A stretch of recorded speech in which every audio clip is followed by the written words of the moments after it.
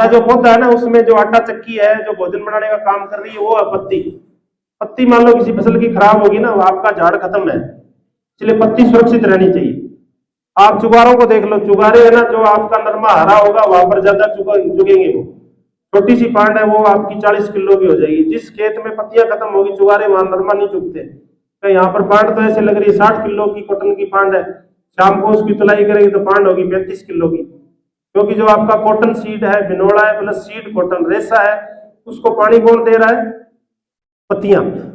पत्तियां भोजन बनाती है। 4 चीजें पत्ती के अंदर मिलेगी, हरा रंग है, फोटोसिंथेसिस के लिए सनलाइट है, और उसको क्या चाहिए? CO2 चाहिए और जल चाहिए। ये भोजन बनाने की फैक्ट्री है, इसलिए पत्ती हमारी सुरक्षित रहनी चाहिए। तो सफेद मच्छर का जब भी प्रयोग होगा, नरमे में एकदम कई बार धुआं निकल जाता है ज्यादा व्हाइट फ्लाई होने से। तो जैसा कि राजू जी ने बताया, इसको नियंत्रित करने के लिए पायरिप्रोक्सीफेन पानी में 100 लीटर पानी है तो 200 ml यानी 2 ml दवाई प्रति लीटर पानी के हिसाब से आप स्टॉक सॉल्यूशन बना करके स्प्रे करोगे तो व्हाइट फ्लाई के निम्फ कंट्रोल होंगे। इसके साथ साथ में ओबेरोन दवा है, स्पाइरोमेसिफेन, ये आप प्रयोग कर सकते हो 1 ml प्रति लीटर पानी के हिसाब से। ये बच्चे को भी मारती है, बच्चा ज्यादा इसका हानिकारक है। सुंडी में भी बच्चा ज्यादा नुकसान करता है। बच्चे को आप रोटी का टुकड़ा इतना दोगे ना, वो थोड़ा सा तो खाएगा, बाकी सब बिखेर देगा। ऐसे छोटी सुंडी करती है, सुराख किया फिर आगे सुराख किया, ऐसे ही व्हाइट फ्लाई का निम्फ है वो हनी क्रिएट करता है, इससे कंट्रोल होगी आपके। और यदि उड़ने वाला है तो उसके लिए आप डाइफेंथुरोन को काम में ले सकते हो 1 ग्राम प्रति लीटर पानी। खेत में पानी लगा होना चाहिए, नहीं तो ये पत्ते खराब कर देती है दवाई। तो आपका ये रस चूसने वाला व्हाइट फ्लाई है, ये नियंत्रित रहेगा। तो गुलाबी सुंडी के बारे में हमने चर्चा की थी। जब 60 दिन की क्रॉप हो तो आपको नीम वाली दवा करनी काम में लेनी है। 60 से 120 दिन की क्रॉप हो तो आप दवा काम में ले सकते हो परफेनोफोस।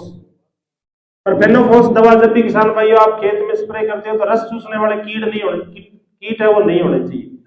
क्लोरोपाइरीफोस काम में ले सकते हो, खेत में पानी लगाओ, ये सुंडी को मारती है, सिस्टेमेटिक दवा है। हो सकता है फूल के अंदर कोई छोटी मोटी सुंडी हो तो उसको नियंत्रित रहेगी। और स्प्रे करते समय आप इस चीज का ध्यान रखें, स्प्रे सुबह और शाम के टाइम करें।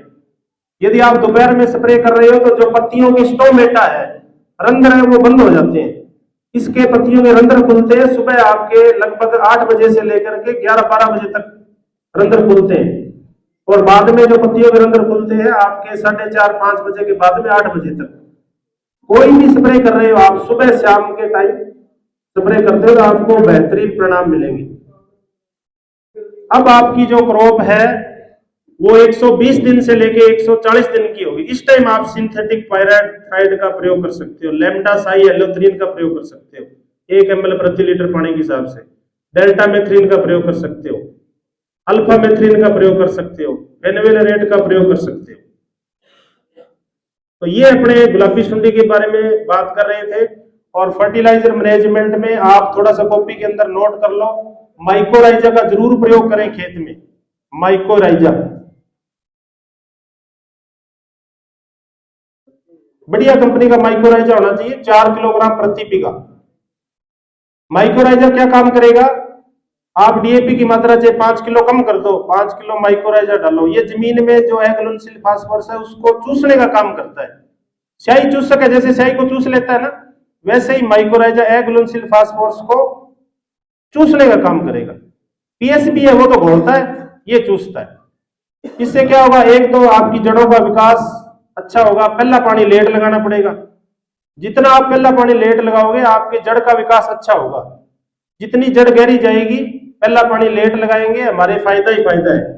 जैसे ही हम पानी लगा देते हैं जमीन का मुंह बंद हो जाता है, एयर संचार नहीं होता, पौधे का विकास अच्छा नहीं होता। जमींदार खुद एक्सपीरियंस बताते हैं, कोर में फसल अच्छी चल रही, पानी लगाते ही फसल बैठ जाए। तो माइक्रोराइजा का प्रयोग करोगे तो पानी है इससे भी आपको कम लगाना पड़ेगा। साथ में बहुत सारे विटामिन, बहुत सारे हार्मोन ये छोड़ता है। कहीं आपके,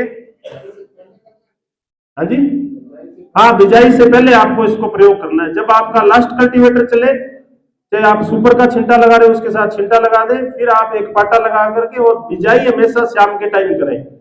दोपहर में या सुबह बिजाई नहीं करें, शाम के टाइम बिजाई करोगे तो जर्मिनेशन आपका अच्छा होगा। इस तरीके से हमने जो आपको मैनेजमेंट बताया, गोबर की खाद का जरूर प्रयोग करें, फर्टिलाइजर मैनेजमेंट अच्छा रखें, पोटास जरूर प्रयोग करें। पोटेशियम क्लोराइड है जो 60% वाली पोटास आती है K2O, वो आप 17 किलो प्रति बीघा। पोटास डालने से फायदा क्या होगा, आपके एक तो नरमे में तिड़की नहीं आएगी, रेशा आपका अच्छा बनेगा।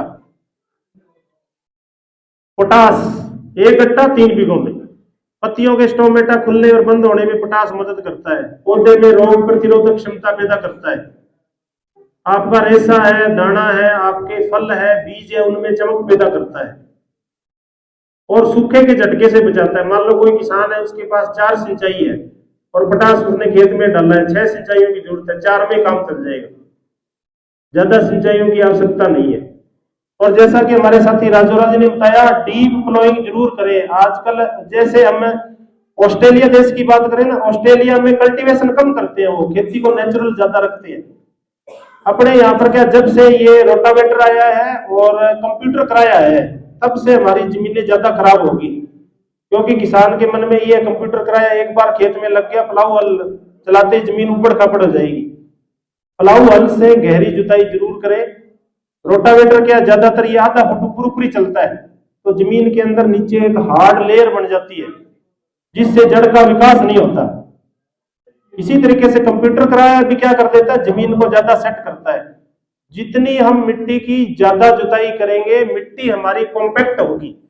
जैसे ही बारीक होगी मिट्टी, तो उसमें मृदा कण होते हैं, उस पर ऋणात्मक आवेश होता है। आसंजन और संसर्जन बल, ये दोनों काम करना बंद कर देते हैं। इसलिए आप किसान भाइयों, गोबर की खाद जरूर प्रयोग करें, कंपोस्ट खाद बनाएं। एक गड्ढे के अंदर गोबर है, कचरा, इस तरह की परत बना लें, 1 कट्टा उसमें सुपर डाल दें। 1 एकड़ में यदि डालते हो तो ये सुपर कंपोस्ट बन जाती है। वर्मी कंपोस्ट डालो आप 1 बीघा में 10 से 12 क्विंटल, तो आपको फायदा होगा। हरी खाद जरूर प्रयोग करें। जितने भी हमारे फसल अवशेष है, चाहे गुणा है, तूड़ी है, कचरा है, उसको जमीन में डालो। आजकल आपको डीकम्पोजर भी मिल रहे हैं।